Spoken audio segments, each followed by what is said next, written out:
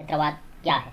कोई भी मनुष्य जहाँ जन्म लेता है, जहाँ अपना जीवन व्यतीत करता है, उस स्थान के प्रति स्वाभाविक रूप से उसका सामान्य लगाव रहता है। ऐसी स्थिति में उसके द्वारा अपने क्षेत्र विशेष को आर्थिक, सामाजिक, सांस्कृतिक एवं राजनीतिक दृष्टि से सशक्त और उन्नत बनाना विकास की प्रक्रिया का एक स्वाभाविक और अभिन्न अंग हो सकता है।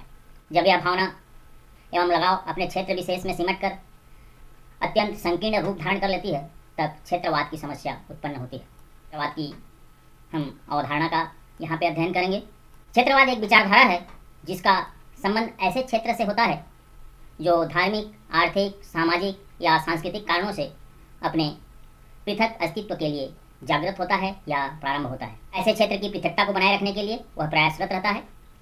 इसमें राजनीतिक, प्रशासनिक, सांस्कृतिक और भाषाई आधार पर क्षेत्रों का विभाजन से संबंधित मुद्दों को शामिल किया जा सकता है। जब क्षेत्रवाद की विचारधारा को किसी क्षेत्र विशेष के विकास से जोड़कर देखा जाता है तो यही धारणा नकारात्मक बन जाती है। इसके बाद हम देखेंगे क्षेत्रवाद किन कारणों से प्रारंभ होता है या क्षेत्रवाद का प्रादुर्भाव के क्या कारण हैं। प्रमुख रूप से हम देखेंगे भाषा के आधार पर क्षेत्रवाद पनपता है। सबसे पहला, हमारा जो देश है विभिन्न भाषाओं का समूह है। भाषाई आधार पर लोगों को एकीकृत करना या फिर किसी क्षेत्र का गठन करना क्षेत्रवाद को बढ़ावा देने वाले कारणों में से एक है। भाषाई विवाद स्वतंत्रता से पूर्व भी प्रमुख राजनीतिक मुद्दा बना रहा है। भाषा के आधार पर हम देखेंगे वर्ष 1920 में कांग्रेस पार्टी द्वारा भाषाई आधार पर राज्यों के गठन की मांग की गई। इसके बाद 1927 पंडित नेहरू रिपोर्ट में भी इस मांग को लेकर दोहराया गया। उसकी पुनरावृत्ति की गई कि राज्यों के आधार पर या राज्यों का जो गठन का आधार है वो भाषा के आधार पर किया जाना चाहिए। स्वतंत्रता प्राप्ति के पश्चात सबसे विवादित विषय या विवाद का जो प्रमुख विषय रहा है उनमें भाषाई आधार पर राज्यों का पुनर्गठन। इस विवाद को समाप्त करने के लिए वर्ष 1948 में धर आयोग का गठन, इसके बाद जेवीपी समिति भाषाई आधार पर राज्यों की पुनर्गठन की उन्होंने भी सिफारिश की है। इसी क्रम में हम देखेंगे 1 अक्टूबर 1953 भाषाई आधार पर पहले राज्य के रूप में आंध्र प्रदेश का गठन किया गया है। भाषाई आधार पर राज्यों की मांग को पूरा करने के लिए वर्ष 1956 में राज्य पुनर्गठन आयोग की स्थापना की गई है। इसके बाद अन्य क्षेत्रों में भी भाषाई आधार पर अलग राज्यों के गठन की मांग उठने लगी तथा आंदोलन भी विभिन्न रूप में प्रारंभ हुआ और इन्हीं आंदोलनों के चलते 1960 में महाराष्ट्र को 2 भागों में बांट दिया गया। 1966 में पंजाब का विभाजन भी 2 हिस्सों में कर दिया गया। इस प्रकार भाषाई आधार पर राज्यों के पुनर्गठन ने क्षेत्रवाद को उत्पन्न करने तथा इसे विकसित करने में महत्वपूर्ण भूमिका निभाई है। दूसरा हमारा है धर्म के आधार पर। धर्म के आधार पर क्षेत्रवाद कैसे विकसित हुआ है? धर्म को क्षेत्रवाद के प्रमुख कारणों में से एक माना जाता है या क्षेत्रवाद को विकसित करने में धर्म की अहम भूमिका रही है। विभिन्न राजनीतिक पार्टियां, चाहे वो क्षेत्रीय पार्टी हो, राष्ट्रीय पार्टी हो, उनके द्वारा धर्म का राजनीतिकरण करके लोगों से क्षेत्रीय विकास के वादे किए जाते हैं जो कि देश की क्षेत्रीय अखंडता एवं संप्रभुता के लिए बहुत ही हानिकारक है। धर्म के आधार पर क्षेत्रवाद को बढ़ावा देना लोगों के उन धार्मिक विश्वासों एवं मान्यताओं के साथ खिलवाड़ करना है जो संविधान द्वारा उन्हें मूल अधिकारों के रूप में प्रदान किए गए हैं। आर्थिक असंतुलन के आधार पर, इसके अंतर्गत हम देखेंगे असमान आर्थिक विकास क्षेत्रीय असमानताओं को बढ़ावा देने में सहायक होती हैं जो क्षेत्रवाद को भी साथ ही साथ प्रोत्साहित करती हैं। हमारे देश में कई राज्यों के अंदर भी हम आर्थिक असंतुलन की स्थिति को देखते हैं।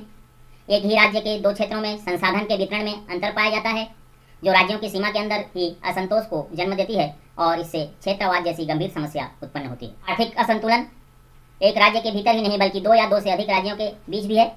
उदाहरण के तौर पर हम देखते हैं गुजरात, महाराष्ट्र, कर्नाटक में विकास का स्तर ओडिशा, बिहार से कहीं अधिक है। वहीं पूर्वोत्तर राज्यों के मामले में यह अंतर और अधिक दिखाई देता है। क्षेत्रीय विकास में असंतुलन और प्राकृतिक संसाधनों के असमान वितरण के कारण विभिन्न राज्यों के बीच मतभेद उत्पन्न होते रहते हैं जिसके कारण हमारा जो क्षेत्रवाद है अधिक फलता फूलता है और विकसित होता है। अन्य कारण के अंतर्गत हम देखेंगे राजनीतिक आधार पर जिससे क्षेत्रवाद हमारा बढ़ता है। कौन कौन से प्रमुख कारण हैं? क्षेत्रवाद को बढ़ावा देने में राजनीतिक कारक भी महत्वपूर्ण है। राजनीतिक दृष्टि से देखा जाए तो भारत में क्षेत्रवाद की समस्या को राजनीतिज्ञों द्वारा ही ज़्यादा बल दिया जाता है। 1968 पश्चिम बंगाल में दार्जिलिंग नक्सलवादी क्षेत्रों में विद्रोह से चिंतित होकर केंद्र सरकार द्वारा प्रभावित क्षेत्रों में हथियार रखने पर प्रतिबंध लगा देने के निर्णय को राज्य सरकारों ने केंद्र सरकार के हस्तक्षेप के रूप में माना है। जनता पार्टी के शासनकाल में गोहत्या प्रतिबंध के विषय पर केंद्र तथा तमिलनाडु, केरल व पश्चिम बंगाल की सरकारों के बीच उत्पन्न विवाद को उग्र क्षेत्रवाद के उदाहरण के अंतर्गत में हम अध्ययन कर सकते हैं। क्षेत्रीय संस्कृति और निर्जातीय समाज के आधार पर भी क्षेत्रीयवाद विकसित होता है। इसमें जो प्रमुख कारण हैं क्षेत्रवाद विकसित होने के, उनमें विभिन्न जनजातियों द्वारा अपनी निर्जातीय पहचान को सुरक्षित बनाए रखने का प्रयास करना भी क्षेत्रवाद को विकसित करता है, बढ़ावा देता है। वहीं अपनी पृथक आर्थिक धार्मिक पहचान को बनाए रखने के लिए पृथक खालिस्तान या अलग राज्य की मांग और इस तरह की मांग देशव्यापी मुद्दा भी क्षेत्रवाद की भावना को और अधिक बढ़ावा देता है, विकसित करता है। क्षेत्रवाद को हम कैसे समाप्त कर सकते हैं, इसका समाधान क्या है? शिक्षा के माध्यम से। शिक्षा जो है क्षेत्रवाद को समाप्त करने में अहम भूमिका निभाता है। इसके अंतर्गत हम देखेंगे कि शिक्षा के माध्यम से एक राष्ट्रव्यापी दृष्टिकोण का विकास करके लोगों एवं आने वाले पीढ़ियों में क्षेत्रवाद से होने वाले जो दुष्प्रभाव हैं उनकी जानकारी देना चाहिए। उन दुष्प्रभावों के प्रति जागरूकता का विकास हम कर सकते हैं। राज्यों को मिलकर एक दूसरे के विकास में भागीदारी के रूप में साथ आना होगा। उदाहरण के तौर पर जिस प्रकार पंजाब, हरियाणा और वहाँ के जो थर्मल पावर स्टेशनों को बिजली निर्माण के लिए जरूरी कोयले की आपूर्ति झारखंड और उड़ीसा के द्वारा होती है।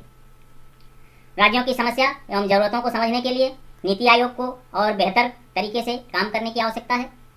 अनुच्छेद 263 और इसमें वर्णित अंतर्राज्यीय परिषद, जिसका गठन राज्यों के मध्य उत्पन्न विवादों के समाधान हेतु एक परामर्शकारी संस्था के तौर पर किया गया है, इनके द्वारा दिए गए सुझावों और उन सुझावों पर राज्य सरकारों को विशेष रूप से ध्यान देने और अमल करने की आवश्यकता है। सभी क्षेत्रों का समान विकास किया जाना चाहिए। देश के भीतर किसी प्रकार का विकास में भेदभाव नहीं किया जाना चाहिए, ताकि कोई भी राज्य स्वयं को विकास प्रक्रिया से अलग थलग महसूस न करे। संविधान में वर्णित क्षेत्रीय परिषदें, जो कि सांविधानिक निकाय भी हैं, इनका गठन देश के प्रत्येक हिस्से में राजनीतिक समन्वय स्थापित करने, विभाजन के बाद के प्रभावों को दूर करने एवं क्षेत्रवाद, भाषावाद को रोकने के उद्देश्य से किया गया था, ताकि देश के समग्र विकास के साथ ही साथ इसकी एकता एवं अखंडता को बनाए रखने हेतु ये परिषद अपने सुझाव समय समय पर प्रस्तुत कर सकें। इन परिषदों के द्वारा दिए गए सुझावों पर त्वरित या तुरंत उसमें या अक्षरशः अमल करने की आवश्यकता है, पालन करने की आवश्यकता है। केंद्र सरकार द्वारा प्राकृतिक एवं खनिज संसाधनों का बंटवारा राज्यों की जरूरतों को ध्यान में रखते हुए किया जाना चाहिए। केंद्र सरकार की वे सभी योजनाएं जो आर्थिक एवं सामाजिक रूप से पिछड़े क्षेत्रों पर केंद्रित हैं, उनका क्रियान्वयन एवं उनकी निगरानी देखरेख सही ढंग से की जानी चाहिए, होनी चाहिए। परिणाम या निष्कर्ष हम देखेंगे। क्षेत्रवाद की विचारधारा को समझने के साथ ही साथ हमें इस बात पर भी पुनर्विचार करने की आवश्यकता है कि हम सबसे पहले भारतीय हैं, उसके बाद मराठी, गुजराती, पंजाबी आदि। इसमें हमें अपने व्यक्तिगत हितों को नज़रअंदाज करते हुए देश की संप्रभुता, एकता, अखंडता का हमको पालन करना चाहिए, सम्मान करना चाहिए या उसको आगे महत्व दिया जाना चाहिए।